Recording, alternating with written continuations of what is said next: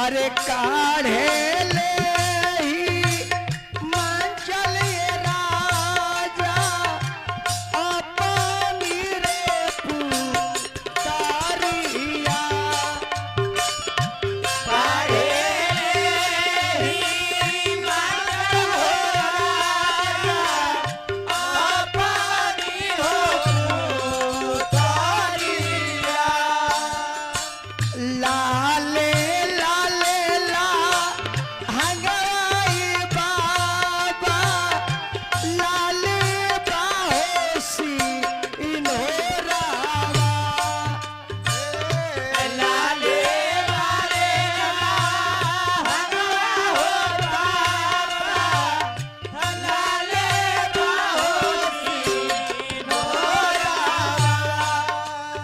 अरे लाले लाले गौरा हो लाली बैठेली हो या अंगनावा लाले लाले गौरा हो लाली बैठेली हो फिर 500 रुपया हमार चेला अरविंद सिंह अभियंता ऐसे कन्यादान के गीत गा देता नहीं कि चेला हमारे को नमूना हल्लू वैसे कहेला अड़बड़ गड़बड़ सड़बड़ गावेला चेला गावेला न लोग गावेला जे भौखले बा ओकर भाड़ा उतारेला ऐसे गा देता नहीं जे जहाँ जे फरमाइश कर दे ओ जी बेर रोवले आवे के नहीं खे हसेले ब्रह्माए समाधि मुहे खाले हो पालावा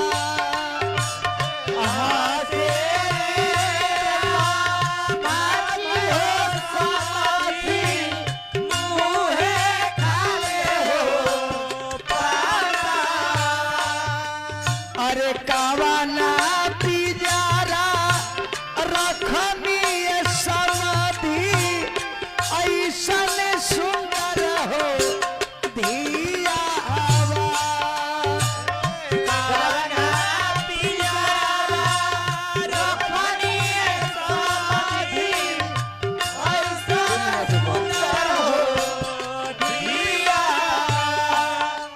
अरे रोवेले ही मंचल ये राजा नैला गिरे हो लोरावा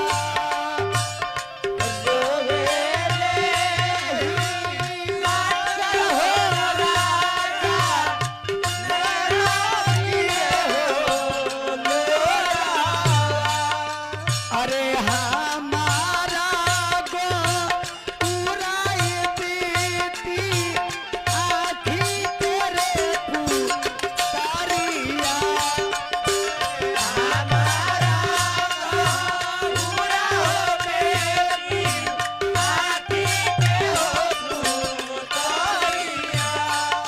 अरे दीनावा हो अरे लिए बेटी भूखिया रे पियासिया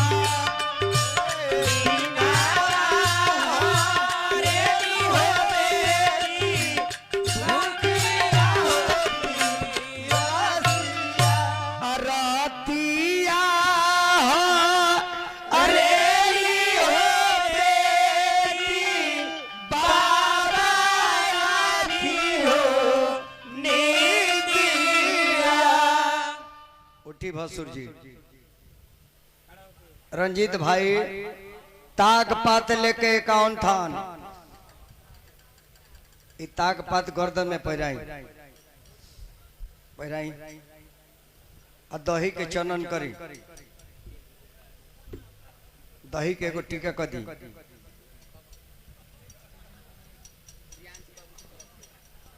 रियांश बाबू के तरफ से 51 रुपया सनी बबुआ के शुभकामना बा। अब चल जाए भसुर जी। अरे माई दही दिया चढ़ावे के ता चाट गईले भसुर अरे माई हम का जानी मड़ौआ में चाटना भसुर अब दुल्हा रुआ आई बाएं बगल बैठे बाबा शिव जी और नावो यहाँ के शिव जी बा शिव जी सिंह और शिव जी के बिया आई है नहीं आई 2 मिनट और ध्यान से सुनो एक पारी अमर चेला वो जी जई है गा के फिर आ जई है ना जी हाँ जी बैठी जोड़ी निमन लागल बाजी हाँ हाँ दुल्हनिया से दुल्हा के उम्र तनी कमे पड़ी अभी तो दुल्हा दांतलो नहीं खे अभी तो एगो जमौले बानी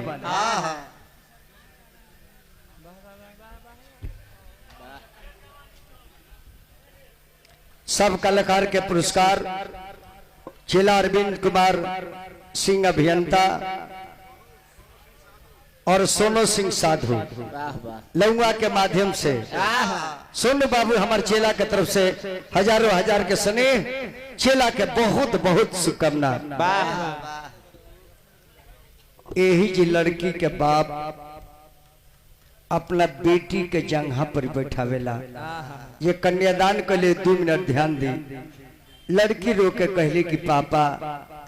आज समझ गए कि दुनिया में लोग बेटी काहे के जन्मावेला काहे लागिए पापा पापा अरे पोखरा खोलावली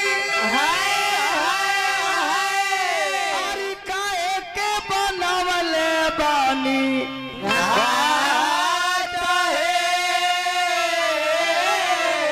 काहे लागी ए पापा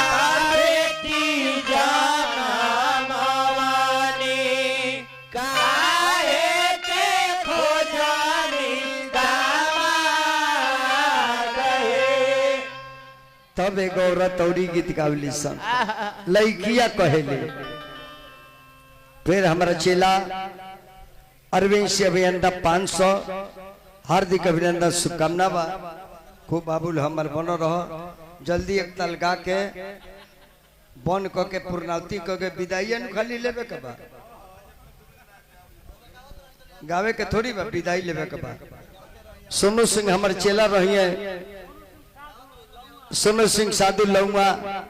तो जी गावे के परी हनुमान मंदिर जाए के बा अब माल लेके आओ के बा बाबू बाबू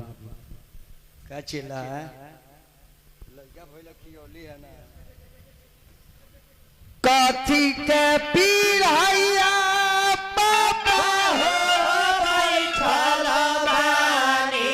हमरो के बैठले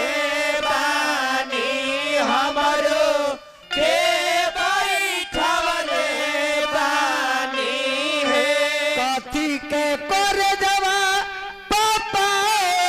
कैले बानी हमारा के तेजतानी हमारा के तेजतानी हे आमा के पीढ़ाइया बेटी हो बैठल बानी तोहरो के बैठले बानी तोहरो के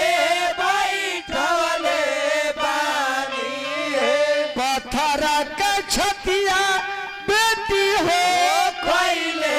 बानी तोहरा के तेजतानी तोहरा के तेजतानी हे बाप जब रुए ले तो लड़की के लगी पापा पापा मत रोई पापा चाहे जौन कनी पापा रोई मत रोयाक से पापा आंसू देखे के नहीं चाहत बाप के लगी बेटी का करी हमरा तो बुझाते नहीं खे लड़की का इसकी पापा अब रुआ आंगन से बाहर मत जाए जागले रहिया पापा जगले रही है आजू घाट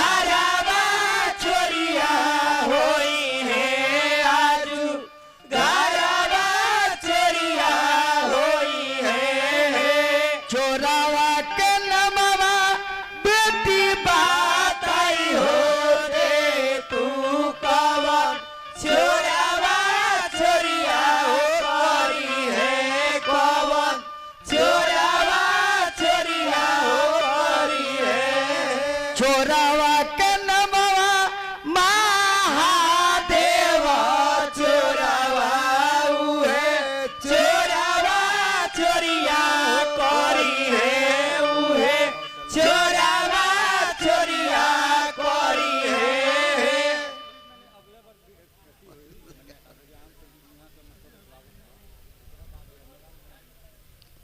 चली अगला मेरा सजाम हुई महादेव के कृपा रहल हर हर महादेव कांवरिया संघ के ऐसे ही आपस में प्रेम बन रहल। तय मंच पर हमार सब चेला लोग एक एक बार आके गाई। अगला साल कहे तो अरविंद सिंह के हम बुलवा दे, चाहे हमार जितना चेला वाले हिंदुस्तान में जेकरा के कोई बरम बाबू के कृपा और महादेव के कृपा रही हर चेला लगा के सेवा करी। बबुआ जब यह बाप कन्यादान पर से उठे ले त लड़की के भाई के बुलाओ जाला और लड़की के भाई जब आंगन में आवेला लावा मेरा तपुका फार के रुएला। जब लड़की गीत एगो गावेली सो अरे लाउआ मिलावा भैया बहिना तोहार हई है। अरे अंगूठा धारी ना महादेव दुल्हा सुभावा तोहार हई है। ई जी जतना लोग परिवार अलावा जे भी शादी कैले बा औरत के नौकरानी मत बुझे, औरत के दाई मत समझे। औरत रहुआ घर में 3 गो रूप धके आवेली। पवन पवन पहले जब रहुआ घरे आई तब बहिन बन के आई, रहुआ भाई बने के चाहिए। धीरे धीरे लड़की रहते रहते नारी के रूप धरी तो सृष्टि करे लगी। अजय राउल दिन दशा बिगड़ जाई तब महतारी के रूप धरे लगी। राउल बेटा रुआ से घिना जाई जेकरा खातिर धन संपत्ति कमातानी उस सेवा ना करी जन मेहरारू करी। हम देखले मनी कितना औरत के हड़िया ले ली से हड़िया यही में कदी बाहर मत जाए ठंडा लग जाए। लइकवा तो कह जी पोंक देता रहो नटी पर लाते धके मुँह आते। ऐसे मेहरारू के पूजा करे के चाहे और मेहरारू से निमन व्यवहार रखे के चाहे। भाई लो लावा मेरा वाला तब दुल्हा लो सिंदूर करेला।